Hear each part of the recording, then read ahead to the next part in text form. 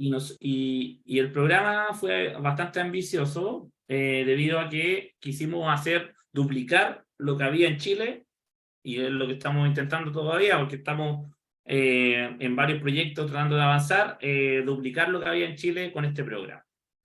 Y aún seguimos, ya han pasado 2 administraciones y seguimos acá en este programa. Es un programa, como entenderán, bastante ambicioso respecto a los proyectos fotovoltaicos.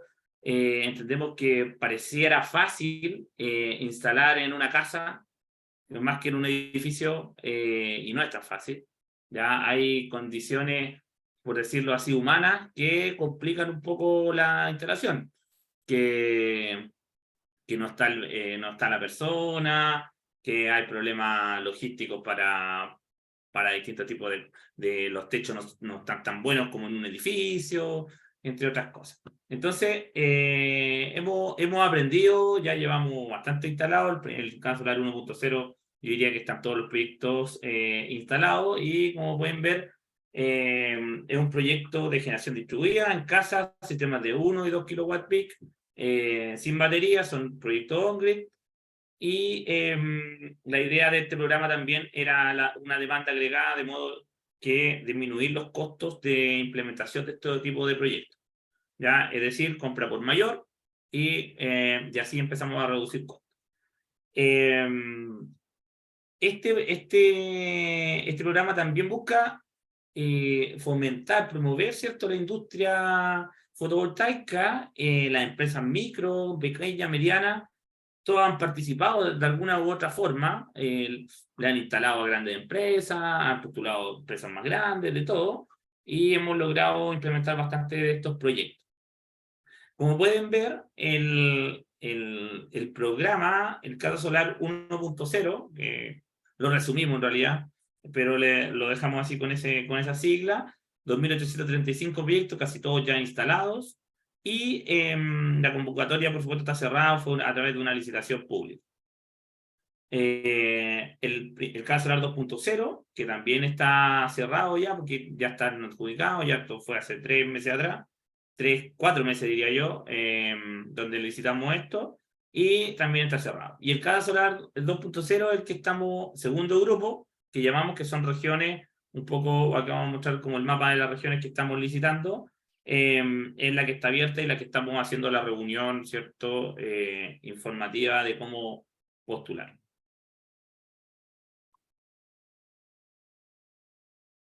Acá tenemos el alcance de los proyectos. El alcance, básicamente, es un alcance casi nacional, porque sacamos de esto ciertas regiones que la licitamos en la otra licitación pública que fue anterior a esta, ¿ya? Que son las licitaciones correspondientes a la región metropolitana, O'Higgins, parte de Maule, Talca. También tuvimos Valparaíso en esa licitación, ¿ya? Y esa licitación ya está adjudicada y cerrada. Aquí tenemos entonces las comunas que nos quedan por adjudicar un oferente, ¿ya? Una empresa, es lo que estamos buscando en particular. Y esta es digamos, la forma de los proyectos. Acá pueden ver que son 654 proyectos los que queremos implementar, ¿ya? Y tiene un total casi de 1 megawatt instalado a nivel nacional. Voy a contarles sobre el presupuesto. Para nosotros, y sabemos que para la empresa es sensible el tema del presupuesto, hay empresas que no saben bien cómo calcular este presupuesto, y también decirles que tenemos nosotros ya bastante análisis al respecto. Y hemos dejado un poco más de presupuesto, si se pueden fijar, en las comunas del sur, producto de que también nos interesa implementar estos proyectos, sobre todo en el sur, antes del invierno. El invierno, porque se viene todo un problema. Ya sufrimos un poco con el Casa Solar 1.0, donde tuvimos proyectos en invierno, y en el sur es súper complejo poder implementarlo. Las lluvias no dejan trabajar, por supuesto, y finalmente hay una intermitencia que es insostenible para poder implementar los proyectos. Por lo tanto, también dejamos un poco más de presupuesto asociado a los proyectos del sur. Esto es un presupuesto máximo, ¿ya? Esto quiere decir que ustedes pueden postular, lógicamente, con menos que este presupuesto. Lo que no puede pasar es que sea más porque automáticamente quedarían no adjudicables. ¿Ya? No puede ser una postulación mayor a ese presupuesto. Entonces, si en su análisis le da que no llegan a ese número, no van a quedar fuera, básicamente, si van con un número mayor a ese presupuesto. ¿Ya? Igual dejamos nosotros los términos de referencia también un formulario donde ustedes pueden decirnos, mira, ¿sabes qué? No me dio para postular porque no me dan los precios, y un poco para que nosotros también estemos informados, porque eso cuesta que, por ejemplo, en mercado público se dé esa lógica de interacción de empresas que no pueden postular por ese motivo, porque no tienen la gente, porque no tienen el stock, porque el presupuesto no les da para implementar el proyecto. Entonces, esa información para nosotros es valiosa para tener algún feedback respecto a los que no postularon. Por supuesto, los que postularon es porque pueden. Y también otra lógica que tiene esta licitación es que nosotros buscamos y vamos a premiar, de alguna forma, el que tiene stock en Chile o puede demostrar que algún proveedor local le puede suministrar el stock en Chile. Lo que queremos evitar a toda costa es que tengamos que hacer una importación de materiales, sobre todo para las comunas del sur, porque esa importación nos va a llevar a pasarnos al invierno e implementar los proyectos del invierno, y es lo que no queremos. ¿Ya? Entonces, es por eso que el stock es tan crucial para nosotros, para poder implementar estos proyectos lo antes posible. La admisibilidad técnica. Nosotros, como tenemos una evaluación de ofertas que se basa mucho en una admisibilidad. Ya esto no hay puntaje técnico ni nada por el estilo. Esto solamente tiene que cumple o no cumple. Y el cumplimiento es relativamente sencillo. Ya es algo natural que todo proyecto debería tener para declaración de TE4. Yo diría que lo único adicional que nosotros añadimos, porque entendemos que no hay tanta expertise en casas, y nosotros ya la llevamos con casi 3.000 proyectos, primero, bueno, pernería 4 en zonas costeras que ayuda a la corrosión de los pernos de los proyectos en la estructura de soporte de los paneles. Y el otro adicional, entre comillas, ese es los anclajes que tiene la estructura. Generalmente son como cosas distintas que tienen que ver con la estructura, que es como lo más desconocido para los instaladores eléctricos, ¿cierto? Y que son un sistema de anclaje para tejas, que son especiales. Nosotros hemos revisado todos los fabricantes que hemos revisado tienen la opción o un sistema de anclaje para tejas. Es muy raro que un fabricante no lo tenga. Lo que pasa es que el que compra, el instalador que compra, no lo sabe y compra la típica L, que es para, no sé, un proyecto de zinc, que es una L básicamente que se va al perno a costanera. Entonces, este anclaje hace una curva a la teja, de modo que no la rompamos, y nos asegura no estar rompiendo todas las tejas para poder instalar los paneles. ¿Ya? Entonces, para nosotros es crucial. Ustedes entenderán que esto vamos a entrar a la casa de un beneficiario que se adjudicó parte de un financiamiento para implementar un proyecto fotovoltaico en su casa, y lo que menos queremos es dejarle una gotera, que quede lloviendo su casa después de que se le implemente el proyecto. Entonces vamos a tomar todos los resguardos necesarios para eso. También se pide un sistema de impermeabilización, que básicamente es como un tipo Sikaflex, que se añade al EPDM que trae la estructura de soporte, ¿ya? Porque también lo preguntan seguido. ¿Basta con el EPDM de la estructura de soporte? No, pues nosotros le añadimos un recubrimiento, porque queda doblemente sellado el anclaje a la costanera, ¿ya? Eso con respecto para nosotros es crucial porque no queremos, por supuesto, que se lluevan las casas que instalamos.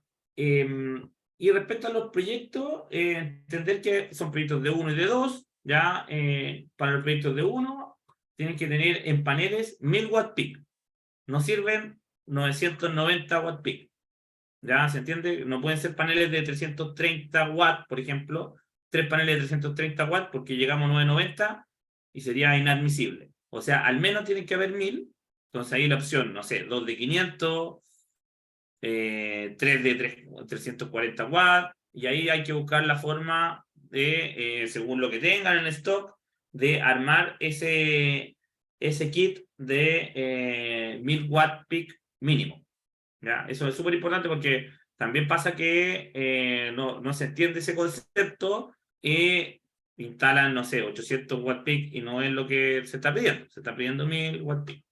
Y lo mismo en la corriente alterna, también se pide 1000 watts de salida de corriente alterna. Es muy raro que un inversor tenga menos de eso, así que ahí no hay mucha preocupación. La preocupación está más en los paneles, que ahí a veces colocan menos paneles en la oferta y quería inadmisible, no cumple con el requerimiento que estamos solicitando. En general, los equipos, inversores y paneles tienen que estar certificados por la SEC. También eso es importante porque a veces nos han preguntado, ¿sirve un inversor que yo todavía no lo he declarado? No, estamos pidiendo que venga certificado porque queremos instalarlo mañana, no mañana, pero en el corto plazo, ¿cierto? Entonces no nos sirve que esté en trámite de certificación, tiene que estar certificado. Microinversores también se van a aceptar, también tienen que estar certificados si es que quieren instalar microinversores. A veces puede ayudar el microinversor a hacer la instalación más fácil, ¿cierto? Nos ahorramos ciertos materiales que tienen que ver con la conexión al inversor y hacer un solo tablero de alterna. Funciona igual este tipo de proyectos, es más rápida la instalación y la forma de conexión. Entiendo que ahí hay un estudio que tiene que hacer la empresa para ver si es rentable o no implementarlo y en base a eso postularán o no con microinversores. No es una exigencia, es una opción, ¿cierto? Que tienen los oferentes de irse por inversores o por microinversores. Zonas costeras, igual que la SEC también lo pide, una certificación de Salmis Corruption, donde el ISS 6701, que tienen que adjuntarla para demostrar que el panel está en conformidad con esa IS solamente para las zonas costeras, ¿ya? Que está definido en los RGR como cuáles son las zonas costeras.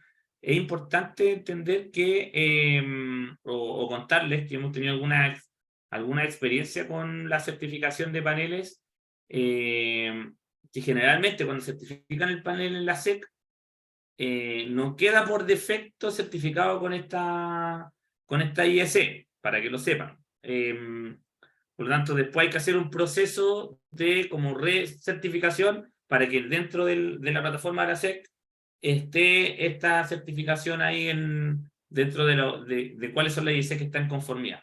Esto solamente lo cuento como anécdota nomás, porque no es un requisito que hagan esa gestión, sino que una vez adjudicado, sí les vamos a pedir que hagan esa gestión con la SEC de revalidar si es que no están en la plataforma de la SEC no aparece con esta IEC, porque automáticamente la SEC lo va a rechazar el T4, entonces nos vamos a demorar más en aprobar los proyectos. Entonces, les comento esto para que lo sepan, que algunos paneles no necesariamente, porque la tenga el datasheet, en la SEC tienen ese antecedente de que cumple con esa norma y lo tienen por sistema así certificado.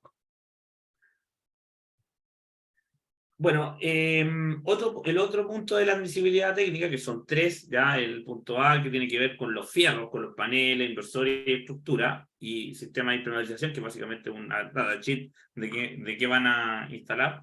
Viene el personal clave. El personal clave, nosotros pedimos dos personal clave para postular. Eso no quiere decir que ustedes tengan que tener una cuadrilla de trabajo en terreno, que lo dice muy explícitamente en las bases, que es una que es un jefe de terreno, un electricista y un montajista, y un prevencionista de arreo.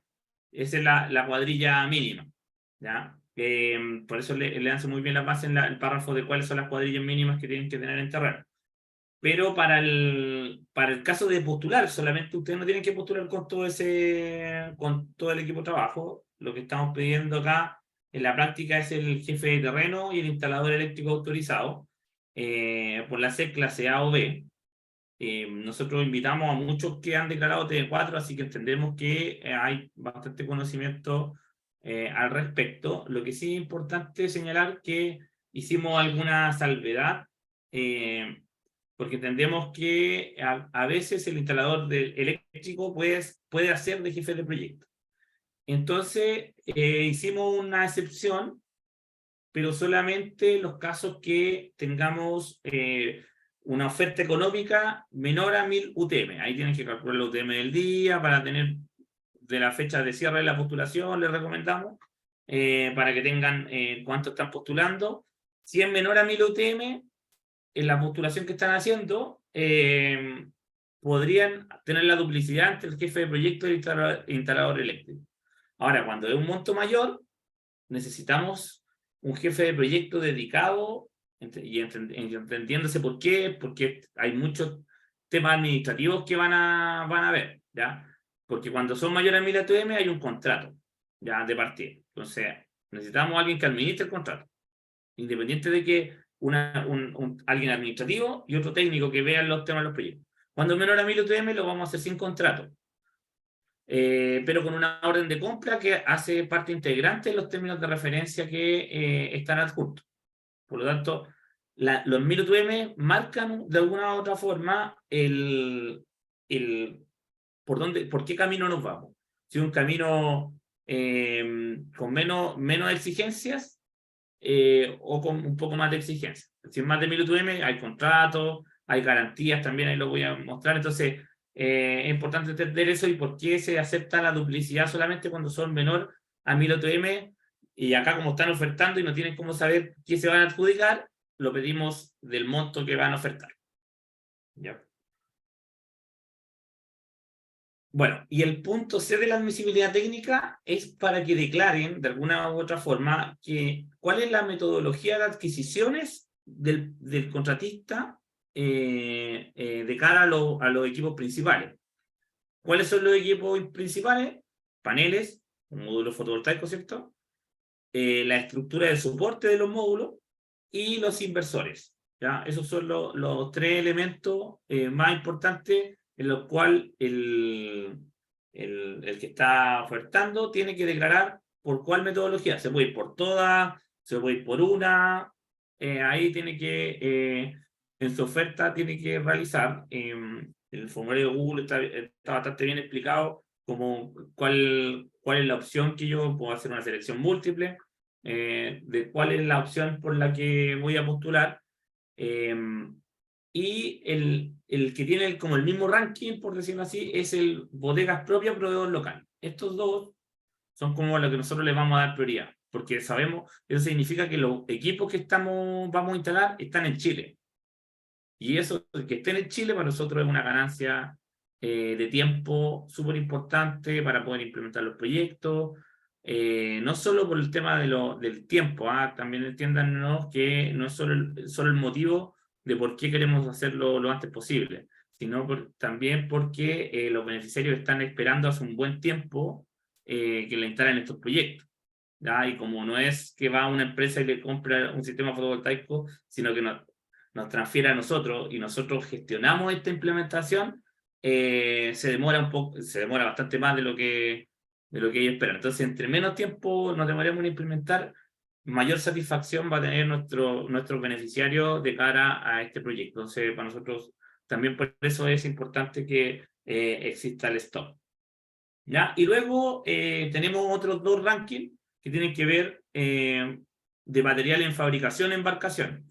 Materiales que están en el mismo lugar, por decirlo así, en lo cual puede ser que ya estén fabricando los paneles, o ya vengan en camino, o estén llegando, estén en el barco, estén en la aduana, donde estén, y eso es como material en fabricación e embarcación. Y eso se tiene que demostrar con órdenes de compra, ¿cierto? De la confirmación de la llegada de los y con una confirmación del proveedor que llega a los materiales. ¿Ya? No nos sirve solamente la orden de compra porque entendemos que es un documento que puede emitir en un PDF en la empresa y no necesariamente eso asegura que existen esos materiales o que vienen en camino. Entonces tiene que haber una respuesta del proveedor internacional que asegura la llegada de los materiales. Y arriba me faltó mencionar el comprobante, ahí lo pueden ver, el anexo 6A y el anexo 6B, el de las bodegas propias. Ustedes lo hacen con una carta una declaración jurada que hace el representante legal de la empresa referente al stock. La agencia se reserva el derecho ahí a poder hacer una visita a las bodegas del proveedor. Y en el caso del proveedor local, hay un poco distinto porque entendemos que es más difícil conseguir una declaración jurada del representante legal, por lo tanto lo que ahí hicimos del proveedor local es una carta eso sí, del proveedor, lógicamente, del proveedor local, que dice que tiene estos materiales, X materiales en stock. ¿Ya?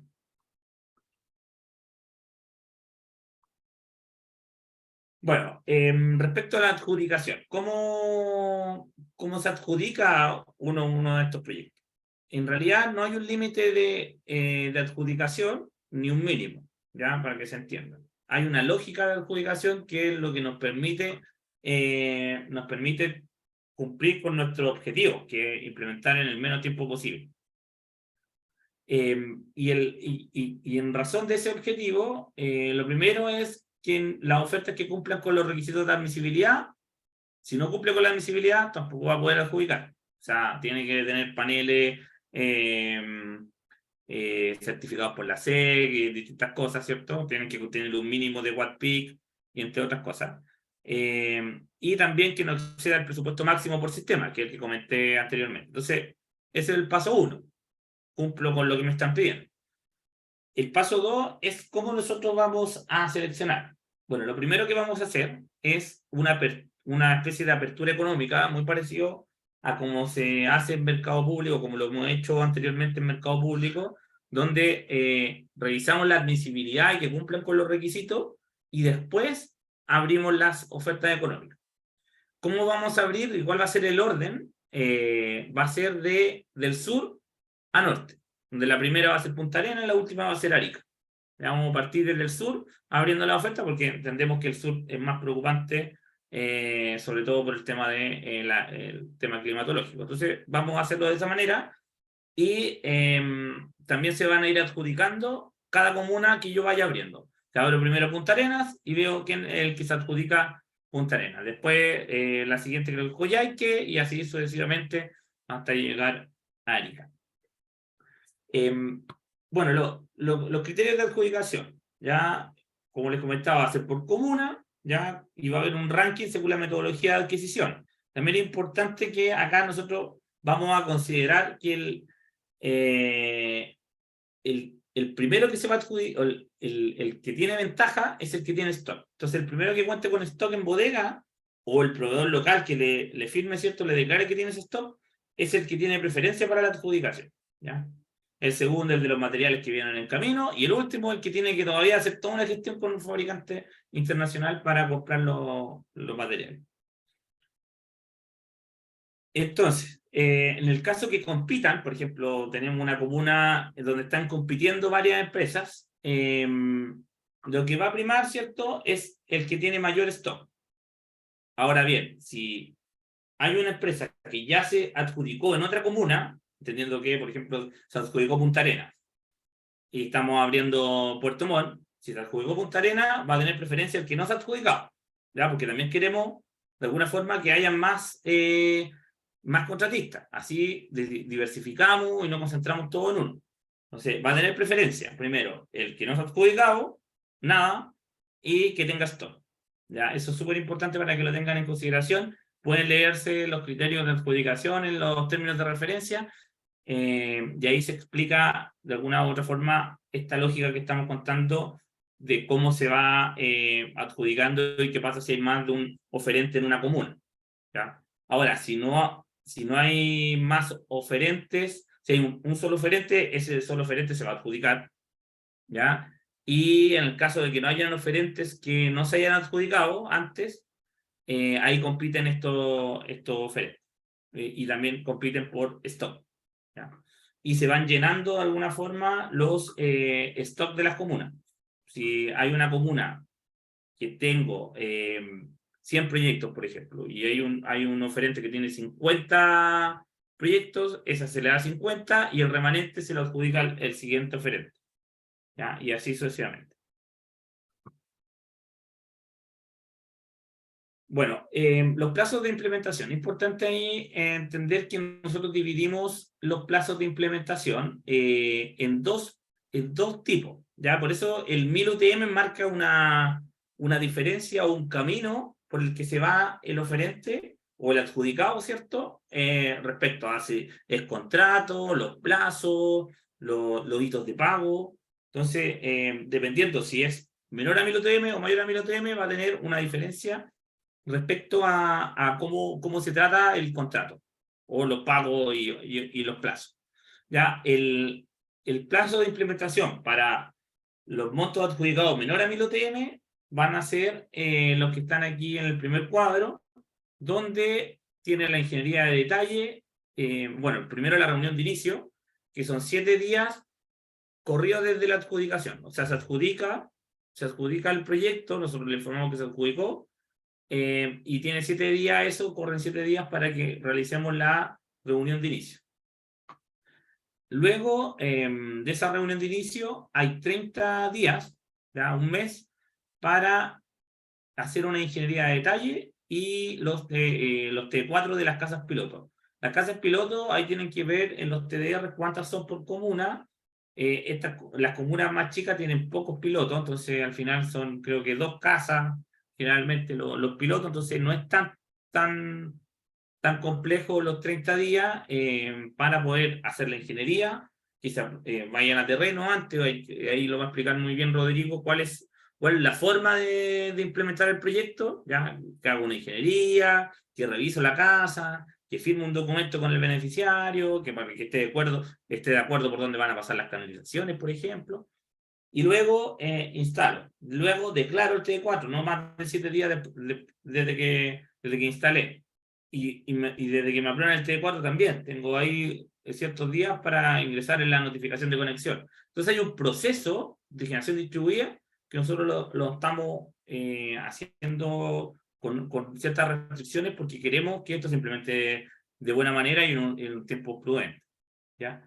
Después tenemos 70 días desde la reunión de inicio, ya eso quiere decir que son 40 días más desde que instalé los pilotos para instalar todos los proyectos. Entiéndanse que 1000 OTM son algo así como 30 proyectos, creo, no me acuerdo ahí, si Rodrigo me puede apoyar con el número de proyectos que nosotros estimábamos con 1000 OTM. Pero no es mucho más que eso. Entonces entendemos que en esos 70 días debería estar todo instalado. ¿Ya? Por ejemplo, Arica tiene 9 proyectos. En 70 días tienen que estar instalados esos 9 proyectos. Y el informe de cierre del servicio que básicamente trae consigo una carpeta de cierre con el protocolo de conexión, que es el documento más difícil de conseguir al final, porque es como el cierre total del proyecto, con los planos, garantías de operación. Aquí hay que entender que hay una garantía de operación igual, porque hay un año de garantía que tiene que asegurarnos que se adjudique esto, que los paneles, si es que fallan, si es que gotean, o hay algún problema con la instalación, tiene que responder durante un año de implementado el proyecto. En el caso 2, cuando son mayores a 1000 UTM, ahí aumentamos la cantidad de hitos. Y ahí tenemos 7 hitos, y ahí están los plazos que pueden revisar en detalle, ¿cierto? En los términos de referencia, no quiero entrar mucho más en detalle, pero tiene más hitos y más plazos porque son muchos más proyectos, ¿ya? Ahí ya estamos hablando de muchos más proyectos, entonces es inviable hacerlo distinto. Entendemos que cada comuna se van a enfrentar con cuadrillas distintas, entonces, y no en serie, y es la lógica que tenemos, Por eso, independiente de la cantidad de proyectos que se adjudique a una empresa, tiene que ser capaz de que por comuna tenga la cantidad de cuadrillas necesarias para implementar en los plazos que se están solicitando. ¿Ya? Bueno, para un monto adjudicado menor o igual a 1000 UTM se consideran 3 pagos, eso es lo que hablamos al principio. El detalle y los pilotos corresponde al 80% de la suma del precio unitario de los sistemas de los pilotos T4. Un poco enredado, pero lo explico de la siguiente manera. Si yo me adjudico 10 millones de pesos, ¿ya? Me adjudico 10 millones de pesos, el hito 1, y ya hago, hago 2 pilotos, ¿ya? Significa que de esos 10 millones, prorrateados, por decirlo así, son 200.000 pesos. O sea, perdón, 2 millones. 2 millones, 2 pilotos. Y esos 2 millones, solamente el 80% es el monto que yo le voy a pagar en ese hito. No le voy a pagar el 100% de lo que corresponden esos 2 pilotos. Es un ejemplo nomás. Hay que ver ahí exactamente cuánto es el precio de cada piloto. Pero básicamente vamos a pagar el 80% del producto completo. Eso es más o menos como el concepto, ¿ya? Y lo mismo para cuando instalen todas las casas. Si instalan todas las casas, se les va a pagar el 80% del producto completo instalado. Y se va a dejar para el final, para el informe de cierre y el protocolo de conexión, el 20%, y ahí sigue de todos los proyectos, para pagárselo al final cuando conecten los proyectos a la distribuidora, ¿ya? Y se tenga el protocolo de conexión y la carpeta de cierre. Y el de 7 pagos, el mayor a 1000 UTM, ahí tiene toda una lógica, ¿cierto? Que es mucho más parecida a lo que generalmente hacemos, que tiene una especie de anticipo, que tiene un 20% del valor del contrato, pero también una boleta de garantía de fiel cumplimiento del contrato del 20%. ¿Ya? Entonces, si bien ese pago corresponde a un monto alto igual, nosotros se resguarda a través de una boleta de garantía. Probablemente en estos proyectos también, si alguien pudiera entregar una boleta de garantía de fiel cumplimiento para tener un anticipo, se podría probablemente realizar. Bueno, y tenemos los hitos de pago, como ven acá, tenemos el hito 1, 20%, y se va pagando según van cumpliendo ciertos hitos, casas piloto un 5% del contrato, después el 25% de las declaraciones T4, otro 10%, y así sucesivamente, ¿ya? Hasta llegar al informe de cierre del servicio, que es lo que falta por pagar, en lo que se paga en el último hito. Garantías. Para un monto menor a 1000 UTM no hay garantías, excepción cuando ustedes terminen todo el proyecto. Hay que entregar una garantía que les comenté anteriormente, de mantenimiento, que va a ser del 5% del contrato. Ya una garantía pequeña, pero que de alguna forma no resguarda de si es que se lleva una casa, no desaparezca, digamos, el implementador y podamos tener una garantía respecto a que va a reparar la casa. Eso no se va a cobrar a menos que desaparezca el instalador, pero en teoría tiene 10 días hábiles o 2 semanas para reparar, y también si es que no se puede hacer en esa fecha se puede dar más plazo, pero hay todo un concepto de garantía posterior a un año. ¿Ya? Y también está considerado un mantenimiento preventivo al año. Eso quiere decir que hay que limpiar los paneles que se instalaron durante el año y hacer un reapriete de los terminales. Nos hemos dado cuenta que en esta mantención nos encontramos con muchas instalaciones con arco eléctrico, producto de que no se apretó bien una barra, una protección, y eso produce un arco eléctrico. Entonces es súper necesario realizar este mantenimiento preventivo al primer año, arreglar eso, y después esta instalación va a quedar de por vida probablemente bien instalada. ¿Ya? Y bueno, el otro es el monto adjudicado mayor a 1000 UTM. Ese sí tiene un 20% de contrato, pero también tiene un anticipo, ¿ya?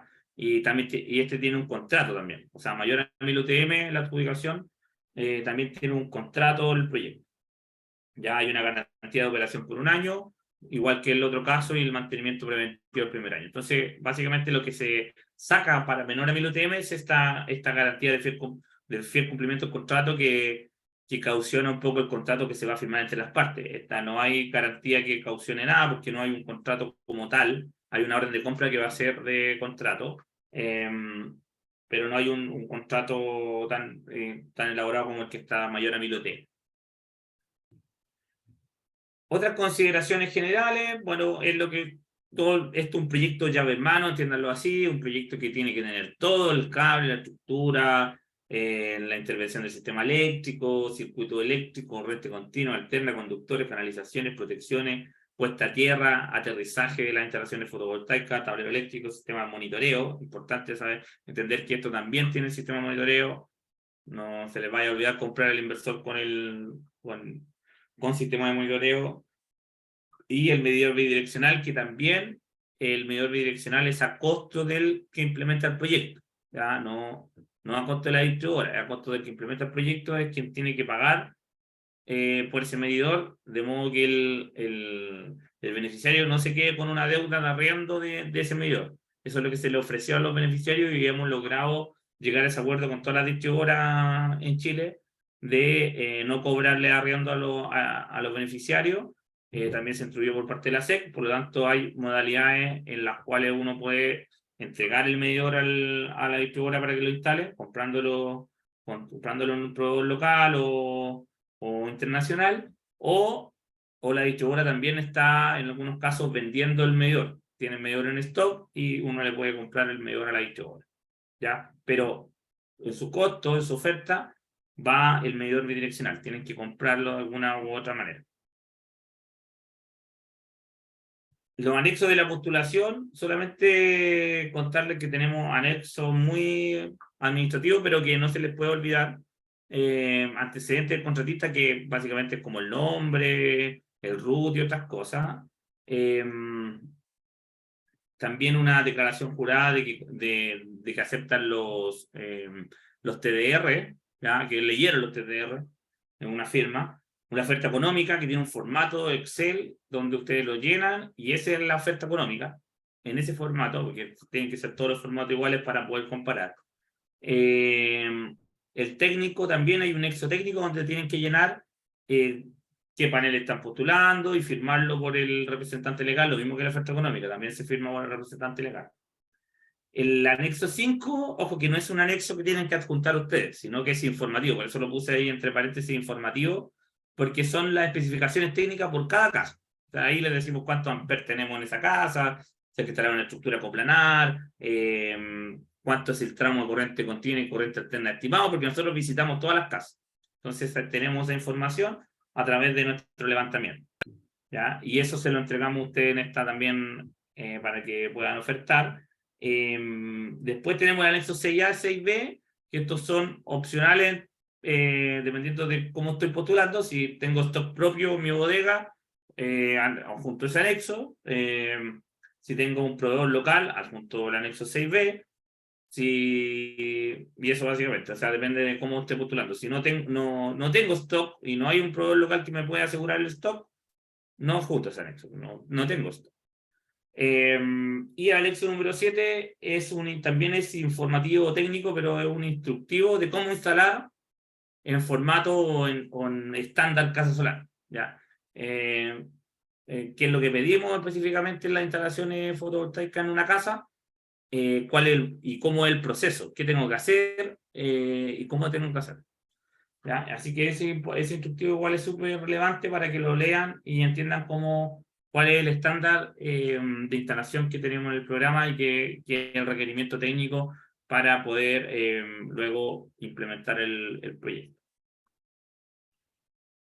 Y por último, el calendario, entender que hoy estamos, bueno, publicamos esto el viernes pasado, estos términos de referencia para que lo leyeran, tuvieran algo de tiempo, hemos tratado de hacer la difusión, ¿cierto? Mandando correos, subiéndolo a las redes sociales, así que seguimos en esa difusión, es importante que haya oferentes para estos proyectos. También tenemos las consultas abiertas, ya pueden hacer consulta en el portal, en la página web en realidad, que es agenciacd.org, es la casa-solar, esa es la página web de la postulación, y ahí pueden hacer su consulta en la misma página, que estas consultas las vamos a responder todas al mismo tiempo, es decir, el 19 de diciembre vamos a hacer un cierre de las consultas, esto quiere decir este lunes a las 23:59 le vamos a hacer un cierre, para que tengamos tiempo nosotros de revisarlas todas y responderlas todas. Entonces, por eso tiene que haber un cierre, igual con la lógica de mercado público, para poder que sea pública la respuesta y que todos vean todas las respuestas o las preguntas que hicieron los otros. ¿Ya?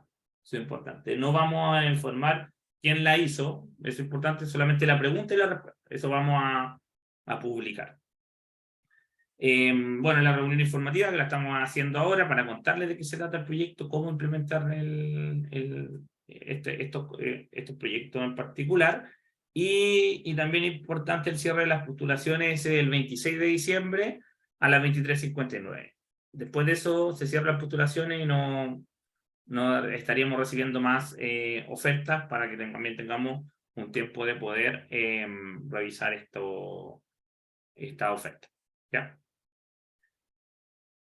Muchas gracias por su atención. Vamos ahora a dar paso a un Rodrigo Barca, pero antes quizás si hay dudas a este punto, de repente podríamos responder algo. Responder algo. Lo vamos a responder después, así me doy tiempo yo de leer las preguntas y las contestamos después de que presente Rodrigo.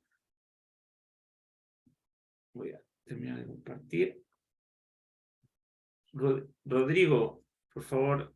Ya, súper. Dame para compartir.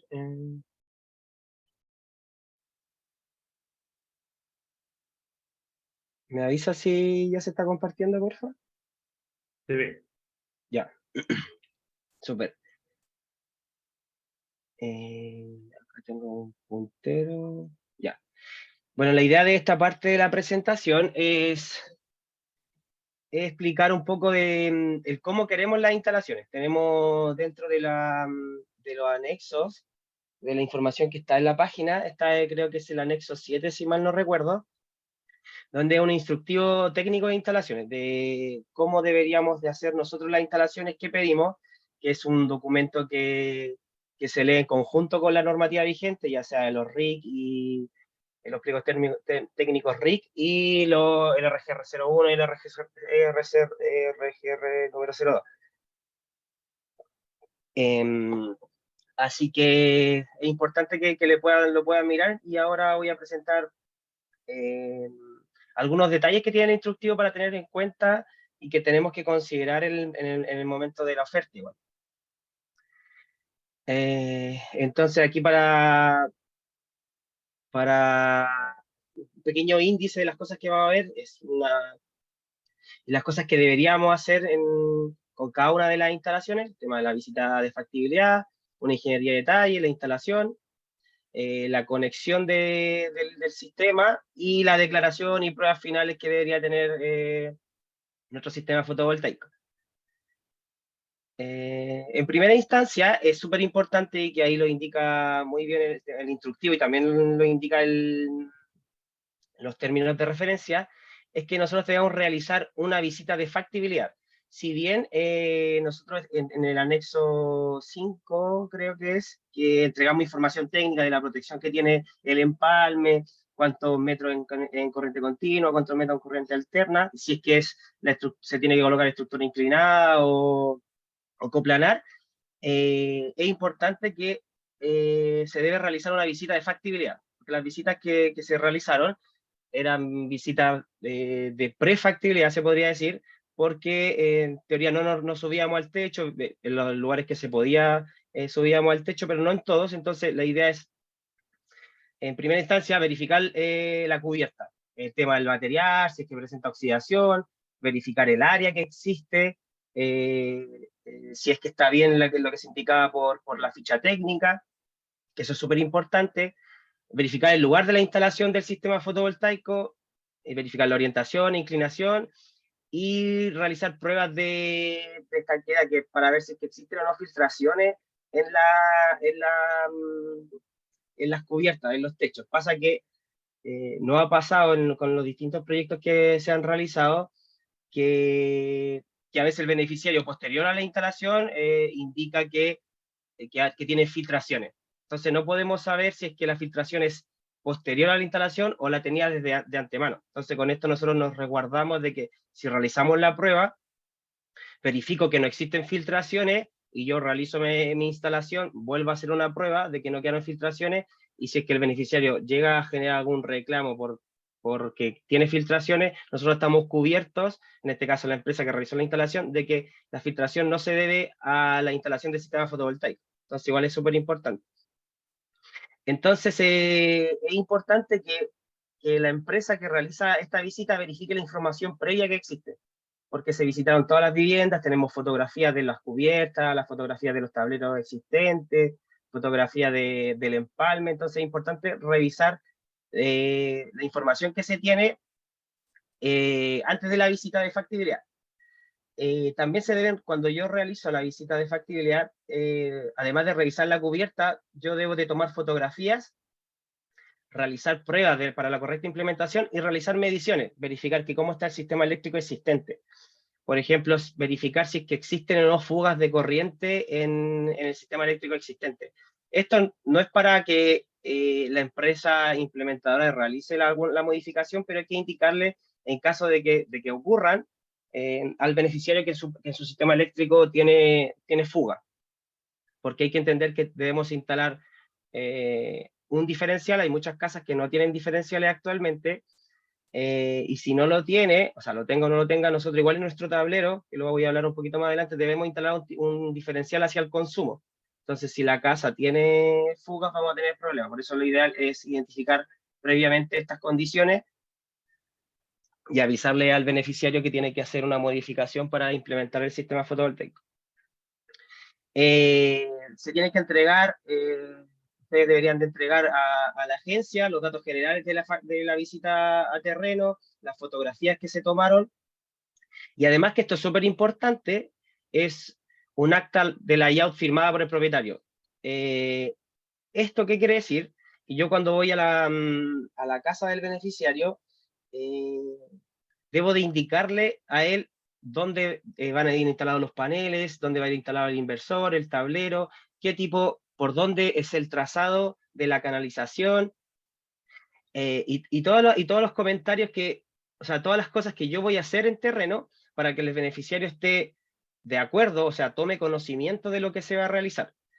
Y con esto él firme el acta indicando que está de acuerdo con la instalación, y esto también nos pasa que en algunas instalaciones, no en todas, el propietario, cuando una vez se realizaba la instalación, indicaba que él no sabía que la instalación así, que la canalización no sabía que era sobrepuesta, que no sabía que se instalaba, por ejemplo, un inversor o un tablero.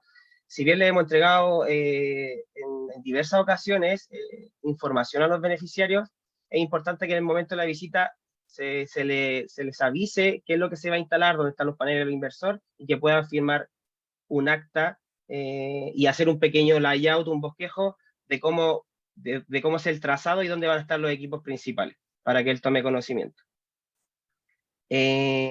También nos podríamos encontrar que dentro de esa visita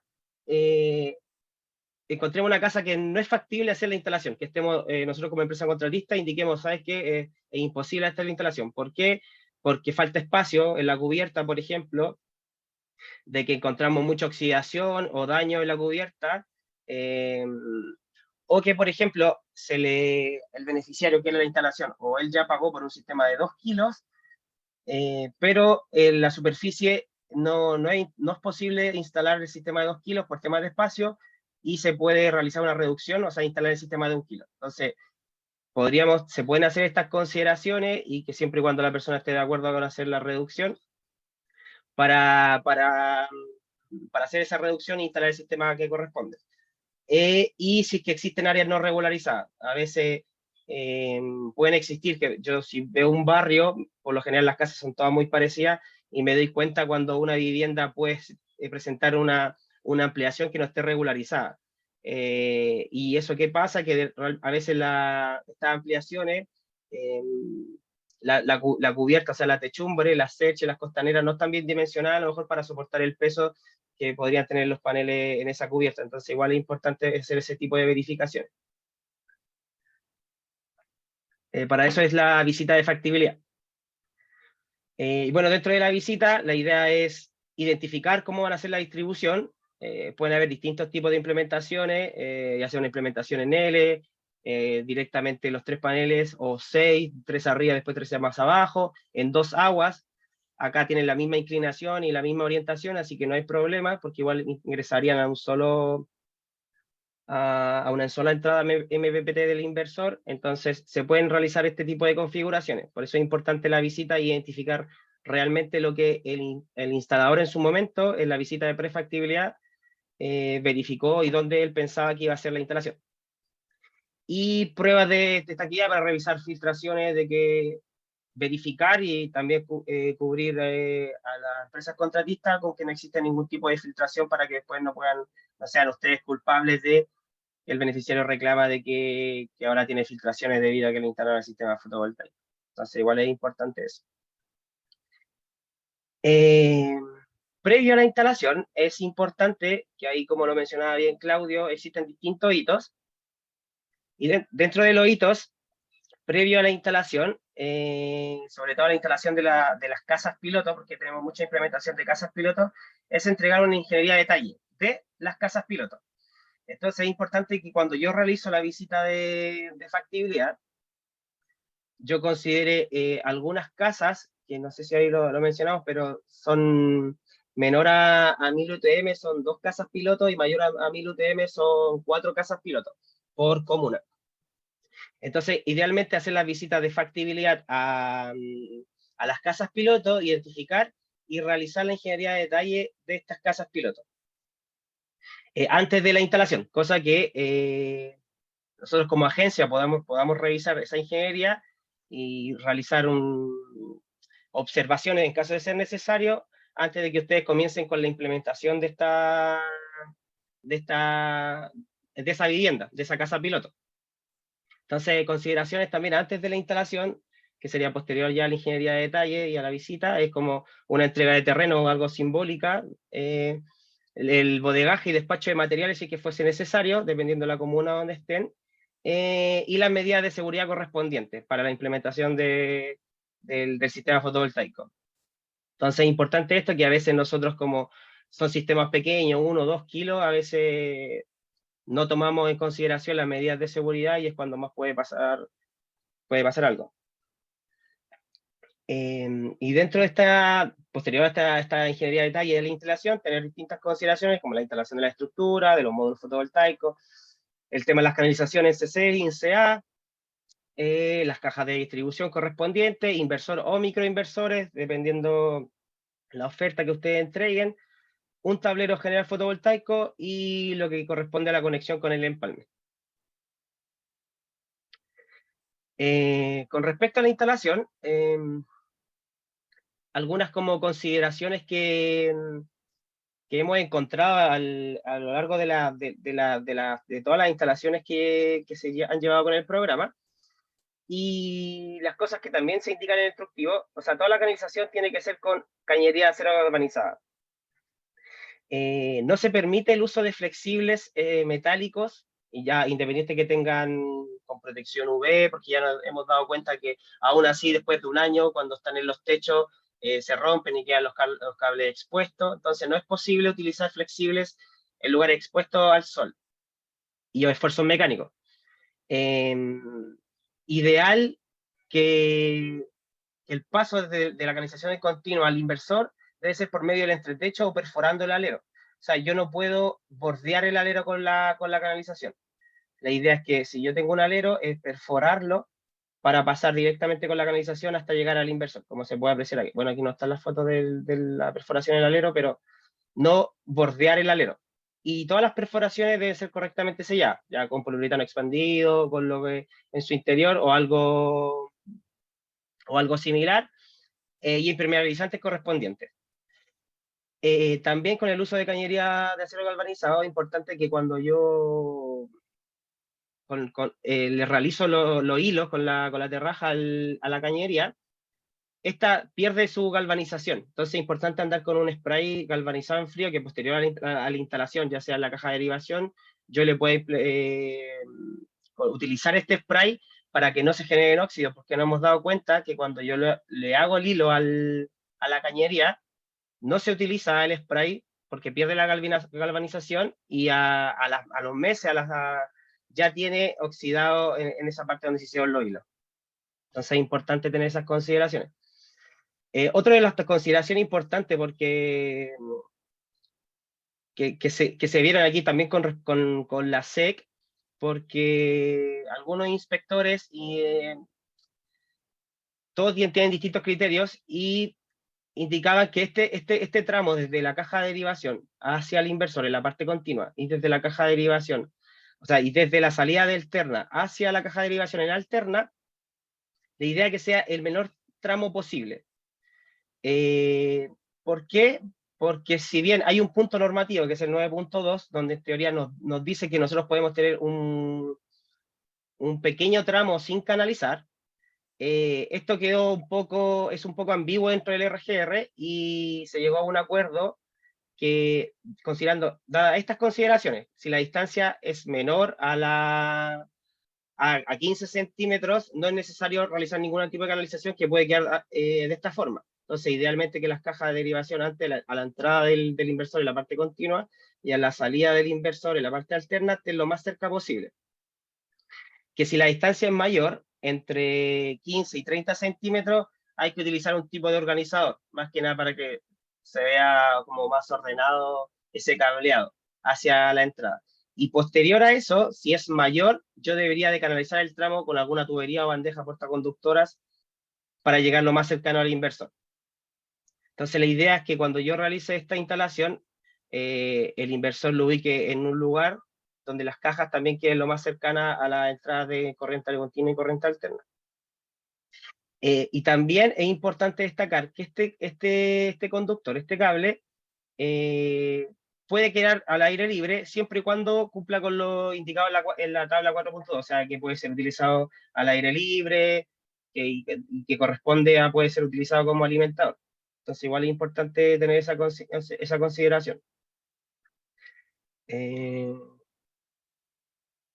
Otro punto importante que hay que considerar con respecto a las canalizaciones, que es que puede existir una posible condensación dentro de estas canalizaciones.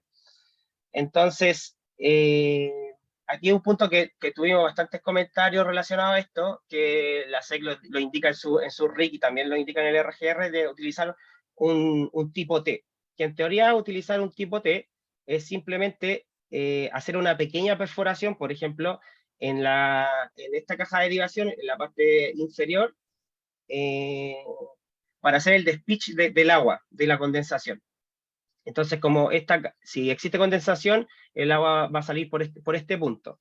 Entonces, a eso se refiere en los RIC y en el, ¿cómo se llama? Y el RGR, que esto está bien explicado en el anexo del ITG RIC 9.1, donde se indica qué es lo que se entiende como por una utilización de la T para la condensación. Entonces es importante igual que implementar este tipo T en las cajas. Eso con respecto a la canalización. Con respecto a la instalación y los tableros fotovoltaicos, aquí nosotros indicamos, porque si bien el RGR explica algunas cosas, nosotros, independiente que el TDA existente tenga diferencial o no, nosotros siempre en nuestro tablero fotovoltaico debemos incorporar un diferencial hacia el consumo. Entonces, generalmente, nuestro tablero fotovoltaico va a tener 5 protecciones. De derecha a izquierda, como se ve aquí en la imagen, la primera protección corresponde a una réplica de la protección del empalme, porque, así creo que viene más adelante, sí. Nosotros siempre vamos a implementar lo que indica el anexo 12 del RGR número 02. Entonces, la primera protección corresponde a la réplica del empalme. Luego, se estaría, bueno, y después llega una barra de distribución de fase y todo lo demás, y la segunda protección corresponde a la réplica de la protección del TDA existente. Luego paso por el diferencial que va hacia el consumo, y aquí yo me iría hacia el consumo. Y la tercera, o sea, la cuarta y quinta protección corresponde a la protección térmica bipolar que corresponde al sistema fotovoltaico y al diferencial tipo A del sistema fotovoltaico. Entonces, todos los tableros van a tener estas 5 protecciones. Entonces, es importante también en los tableros considerar el 25% de espacio disponible y todo lo que indican los pliegos técnicos RIC. El tema de los rotulados, y es súper importante tener en cuenta que sí o sí tienen que estar, como todos los tableros. Y de la conexión, que si bien acá comenté un poco de las protecciones que debe tener, nosotros casi el 99% de los casos en el programa utilizamos esta conexión, que es el anexo 12 del RGR número 02, que es para evitar intervenir el sistema eléctrico existente.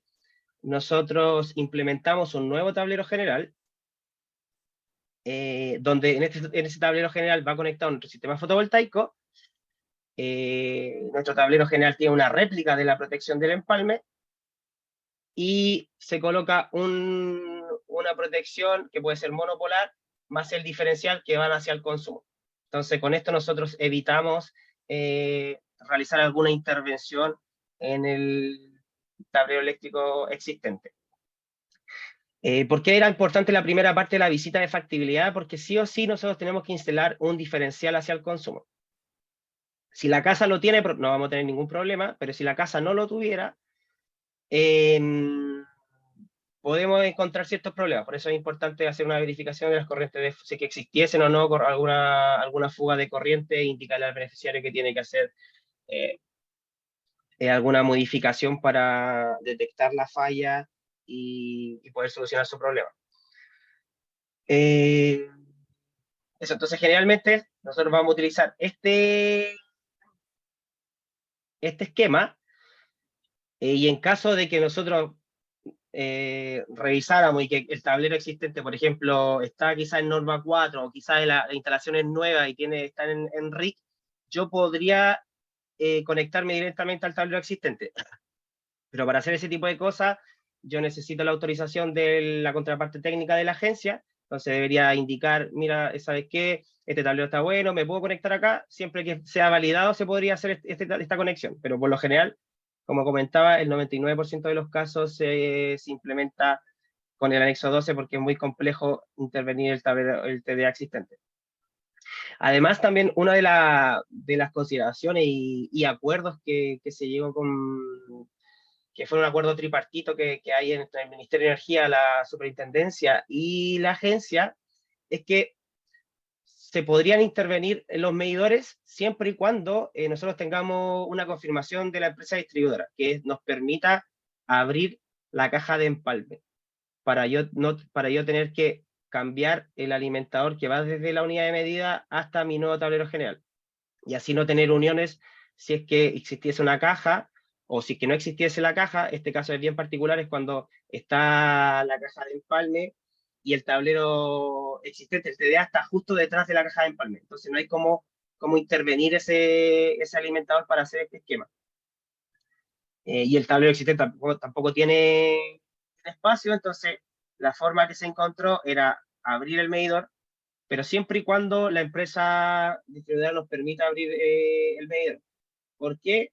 Y actualmente nos han permitido realizar la apertura de la caja de empalme para hacer esta modificación, porque se entiende que una vez que yo realice esta conexión, la empresa distribuidora tiene que ir a realizar el protocolo. Entonces, en el momento de realizar el protocolo, ellos verifican que la conexión que se hizo, la intervención, está de acuerdo a la normativa, y también se tiene que entender que la persona que va a hacer esta intervención es un eléctrico, va a haber un eléctrico autorizado ahí, entonces no deberíamos tener problemas con esto. Entonces, solamente se acepta si es que yo realicé alguna gestión con la empresa distribuidora y la empresa me dio el ok para yo hacer la apertura. Y en ese caso yo debo cambiar el alimentador completo desde la unidad de medida hasta el nuevo tablero general, realizando esta configuración. Y también es importante que yo si es que realizo este tipo de configuración con la apertura del medidor, cuando yo ingrese el T4, yo debo adjuntar en un documento como un pantallazo, un screenshot del correo de autorización. Y además indicar en los planos que se realizó apertura de empalme debido a que se tiene autorización por la empresa distribuidora tanto. Entonces, para que a la persona que realice la revisión sepa de que por qué se hizo de esa forma y su T4 no sea rechazado.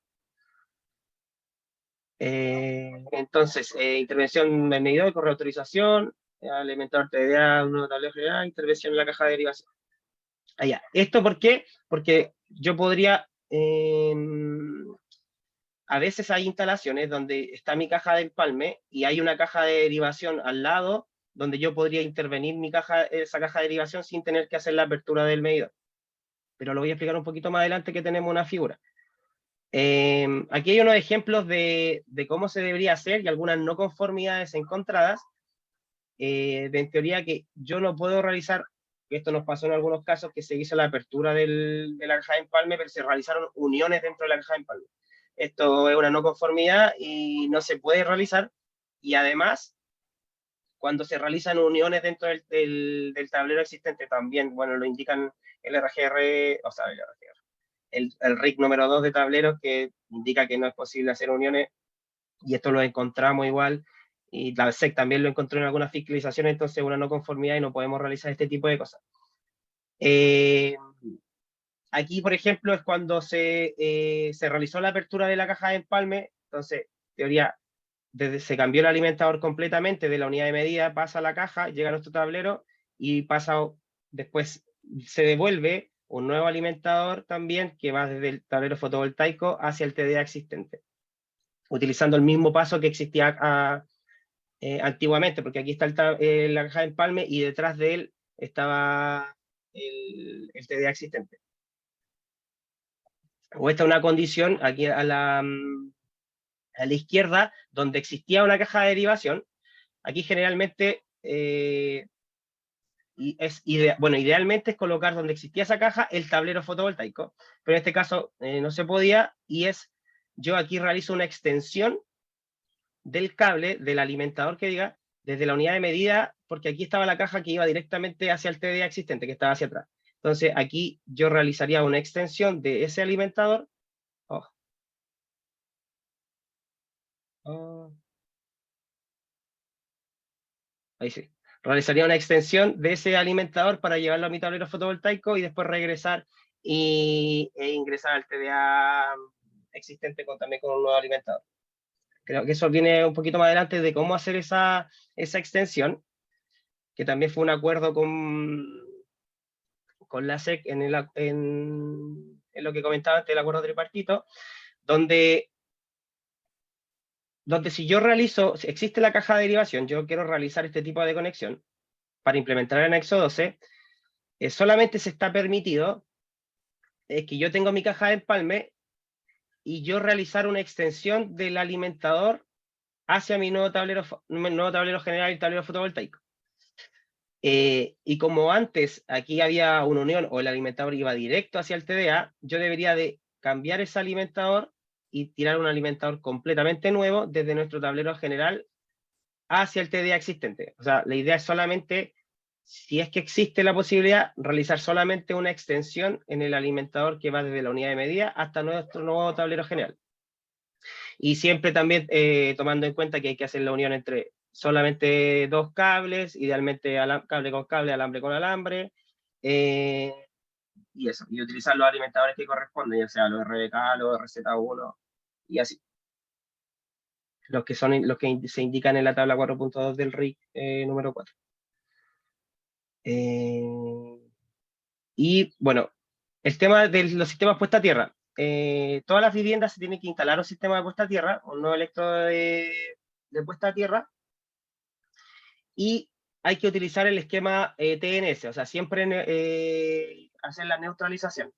Y esta se tiene que realizar, como se aprecia en la figura de la izquierda, con el conductor directamente desde la barra de neutro, con un conductor hasta la barra de puesta de tierra.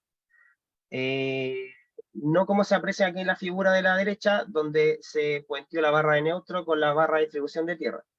Esto no es lo que se solicita, sino que el neutro tiene que ir directamente a tierra para hacer la conexión TNS. Igual es importante tenerlo presente. Ya esto. Y algunas de las...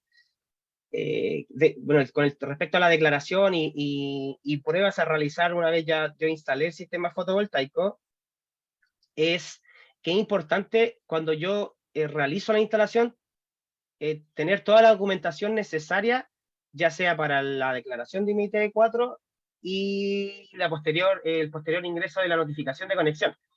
¿Por qué? Porque idealmente que yo no vuelva a la casa, o sea, yo vaya a la casa 3 veces solamente.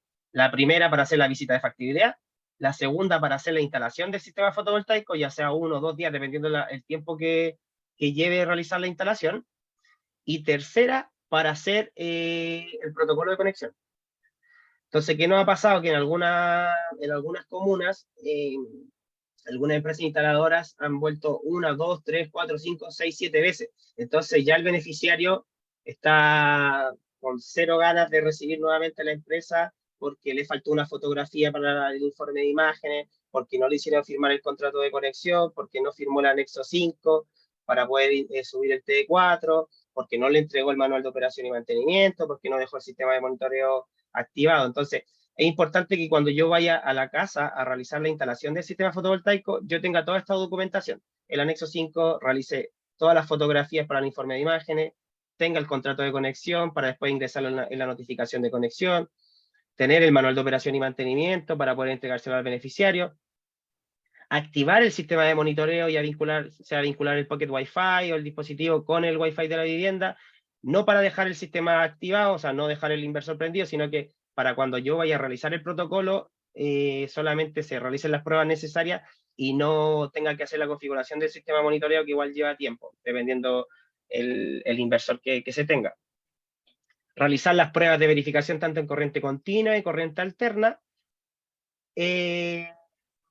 Y también es importante considerar que una vez que yo realizo la instalación de mi sistema fotovoltaico, y una vez el propietario firma el anexo 5, que en teoría debería firmarlo posterior a la instalación, yo tengo aproximadamente 7 días corridos, 5 días hábiles para hacer la declaración de mi ITE4. Y una vez tengo aprobado mi ITE4, o sea, ya está inscrito mi ITE4, yo tengo también 5 días hábiles, o 7 días corridos aproximadamente, para realizar la notificación de conexión. Por eso es importante tener toda esta documentación. ¿Esto con qué? Es con la finalidad de no esperar, que nos pasó mucho, de no esperar a terminar todas las instalaciones para declarar los T4, o tener todos los T4 aprobados para ingresar las notificaciones de conexión. Entonces, es importante que a medida que yo vaya haciendo la instalación, la voy declarando. Y que a medida que yo tengo mi T4 inscrito, realizo la notificación de conexión. Así se van conectando de forma paulatina cada uno de los beneficiarios. Y aquí que está como muy abajo, que como les comentaba antes, es importante el tema de las casas pilotos. O sea, realizar la ingeniería, hacer las visitas, la ingeniería de las casas pilotos, validar esa ingeniería, hacer la instalación de las casas pilotos con todas estas consideraciones que se tienen de lo que indica la normativa, los RIC, los RGR, y además lo del instructivo, porque posterior a esa instalación de las casas pilotos se va a realizar se va a realizar una fiscalización de esas casas pilotos por parte de la SEC y personal también profesionales de la agencia, con la finalidad de que esas casas pilotos, como lo indica su nombre, den como el puntapié inicial a las próximas instalaciones. como que se dé el visto bueno y se pueden realizar las siguientes instalaciones con estas casas pilotos ya aprobadas. O sea, como que se aprobó la ingeniería, se revisaron y no hay comentarios a la instalación, o sea, está todo de acuerdo a la normativa y se realiza la fiscalización tanto a nivel de documental como en terreno por parte de la SEC y se comienza con las siguientes declaraciones. ¿Por qué? Porque la idea de esto es que las declaraciones posteriores sean de forma más expedita. Aquí yo voy a presentar un pequeño flujo que se tiene con respecto al seguimiento del proyecto, que, bueno, el programa, la primero es la visita de factibilidad por parte de la empresa contratista para hacerle informe, verificar corrientes de fuga, sacar fotografías, realizar la ingeniería de detalle, que esta va a ser revisada por el equipo técnico de la agencia, para la posterior instalación de las casas piloto e ingreso de los T4. Y que estas casas van a ser inspeccionadas en terreno por inspectores de la SEC e inspectores de la agencia. La finalidad de esto es que posterior a estos T4, hasta el ingreso de los T4 de las casas piloto, yo empiece a instalar y a empezar a declarar cada una de las viviendas que vienen, donde también es importante que vamos a ir revisando, hacer una revisión documental de los ingresos, ya sea de plano, informes de imágenes, para que una vez que se ingrese ese T4, un inspector por parte de la agencia que va a estar validado por la SEC, realice, bueno, la inspección a la instalación y le pueda dar el visto bueno, cosa de que la instalación pase por un proceso un poco más expedito en la declaración del T4 y no nos demoremos tanto en los procesos, siendo que ya las casas están validadas con el formato y fiscalización de la SEC, y el inspector va a estar capacitado y ser ahí como un brazo de la SEC para hacer darle el check a la instalación de esa vivienda. Bueno, para posterior la conexión y hacer el seguimiento al sistema fotovoltaico postventa, tanto por el equipo administrativo y el equipo técnico de la agencia.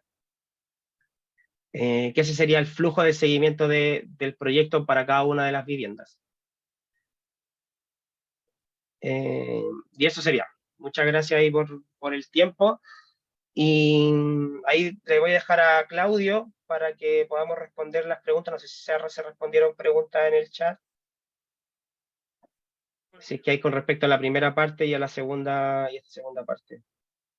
Sí, no, estaba esperando para responder las preguntas de manera hablada, así que voy a partir acá con las preguntas que hicieron para responderla uno a uno. Bueno, primero, una pregunta de Andrés Salazar, ¿son valores netos? No, son valores con todos los impuestos incluidos, lo que nosotros consideramos como presupuesto. Es decir, que son presupuestos públicos, por lo tanto, el presupuesto que nosotros necesitamos declarar es el presupuesto máximo que tenemos para implementar el proyecto, ¿ya? Y tienen los impuestos incluidos el presupuesto máximo.